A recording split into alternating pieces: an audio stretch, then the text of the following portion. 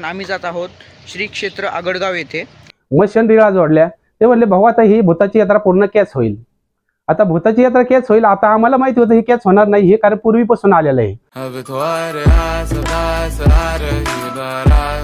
Hello guys, नमस्कार, welcome to my new vlog. तर guys आज आम्ही जात आहोत भैरवनाथ भगवानाच्या दर्शनाला। महाराष्ट्रामध्ये अनेक मंदिरं आहेत पण आम्ही जात आहोत श्री क्षेत्र आगडगाव येथे। आणि त्याची स्पेशालिटी अशी आहे की असे म्हणणं आहे की तिथे भूतांची जत्रा भरते। पण नेमकं तिथं हे कधी असतं, काय असतं ते सगळं सांगण्यासाठी आपल्यासोबत आहेत शिर्डीचे प्रसिद्ध महाराज मुकेश पाटील महाराज। त्यांच्याकडून आपण ऐकूया आणि सोबत तुम्हाला त्या क्षेत्राचं दर्शनही घडवतो। तर चला। रामकृष्ण हरी माऊली। मी मुकेश पाटील, ज्योतिष भास्कर पुरस्कार प्राप्त। कोणाचं लग्न होत नाही, संतती होत नाही, शिक्षणामध्ये अडचण आहे, घरामध्ये वाद आहे, नवरा बायकोमध्ये वाद आहे, सासू सुनामध्ये वाद आहे, घरामध्ये पैशाला पैसा टिकत नाही, नवग्रह शांती, पितृदोष, नारायण नागबळी, राहू केतू शांती असेल, चांडायोग शांती असेल, हे कार्य आपण सर्व केले जातात। वास्तू दोष बघितला जातो, जन्मकुंडली बघितली जाते। आज आपण आगडगाव श्री काळ भैरवनाथ ट्रस्ट ह्या ठिकाणी प्रस्थान करूया।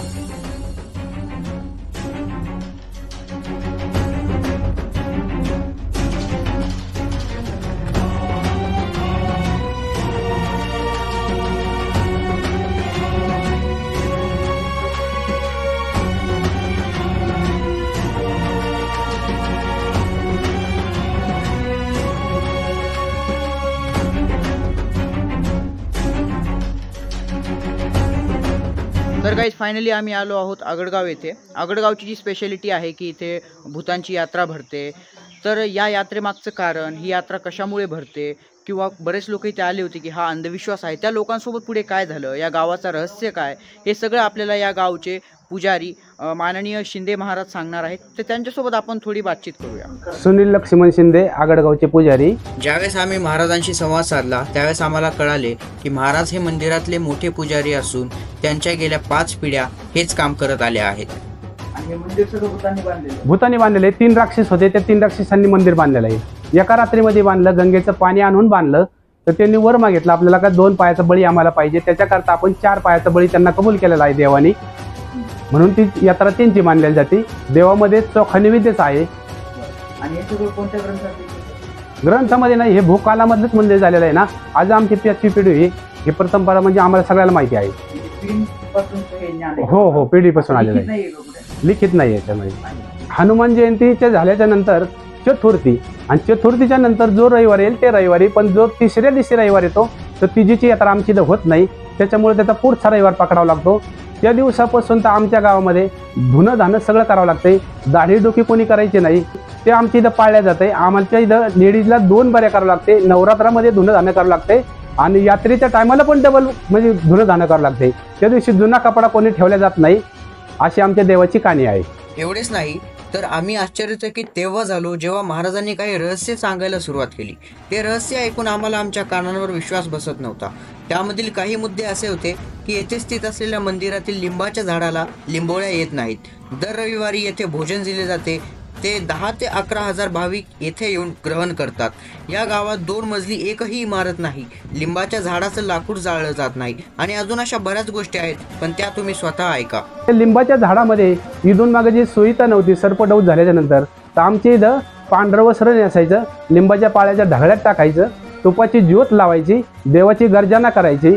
जसं ते मूर्तीला घाम येईल तसं आमचं पेशंट उठून बसतंय। साप, ज्यांना शेतकऱ्याचं मित्रही म्हणलं जातं, त्यांचं अस्तित्व मुळात भूलोकावर नसून पाताळ लोकात होतं। हो, हेही आम्हाला महाराजांनीच सांगितलं। ज्यावेळेस जोगेश्वरीला विवाह करून आणण्यात गेले त्यावेळेस देवाच्या हातात चिमटा होता, त्या चिमट्यात 3 सर्प, हे नाग लोक जेवढे होते हे पाताळामध्ये होते।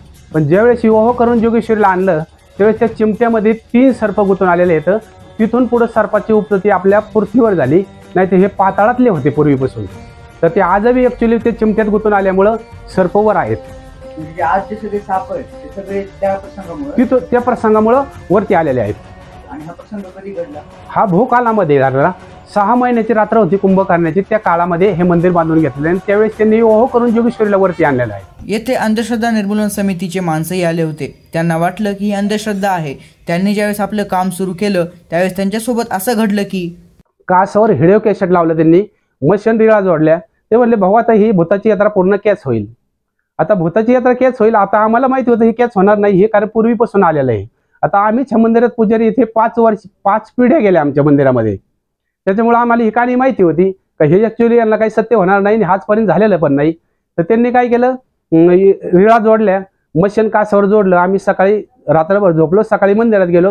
तर ते म्हणले भाऊ सगळे कॅच होईल, आता भूताची यात्रा बित्रा सगळ्या याच्यामध्ये दिसणार आहे. तर आम्ही गेल्याच्या नंतर मशन पूर्ण जळून गेलं, रिळाचे तुकडे झाले आणि ते लोक निघून गेले. ते म्हणले देवाचे ऍक्च्युअली सत्य आहे, त्यामुळे आम्हाला काही सत्व पाहिजे नाही, ते निघून गेले. आजही आमच्या मंदिराच्या वर आल्या तर तुम्हाला 3 राक्षस दिसतील, आगडगम, रतडगम आणि देवगम. हे 3 राक्षस आजही मुखडे त्यांच्या वरती आहेत. आता वेळ होती ती थेट मंदिराकडे प्रस्थान करण्याची.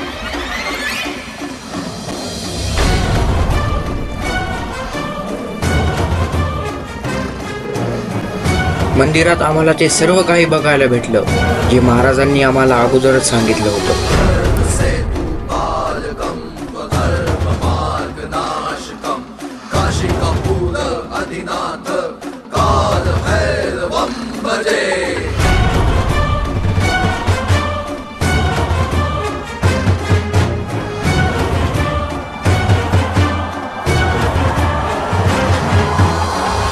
तर गाइस फायनली आम्ही घरी आलेलो आहोत आणि ब्लॉगिंगला आम्हाला परमिशन दिली नव्हती म्हणून छोट्या छोट्या क्लिप्स मी तुमच्यासमोर प्रेझेंट केल्या. आम्ही रविवारी गेलो नव्हतो, नाहीतर मग जेवणाची सुद्धा क्लिप मी तुम्हाला ॲड करून दिली असती. बाय द वे आजच्या ब्लॉगमध्ये एवढंच. आगडगाव हे खूप छान स्थळ आहे दर्शनासाठी. भगवंताचं दर्शन घ्या, त्यांचा आशीर्वाद घ्या आणि आगडगावला गेलात तर अधिक माहितीसाठी शिंदे महाराजांना सुद्धा भेट द्या.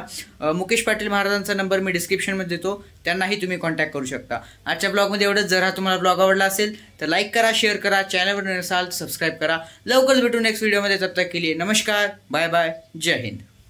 अब तुम्हारे आस-पास आ रही बारात, करना इनकार बार बार देना साथ.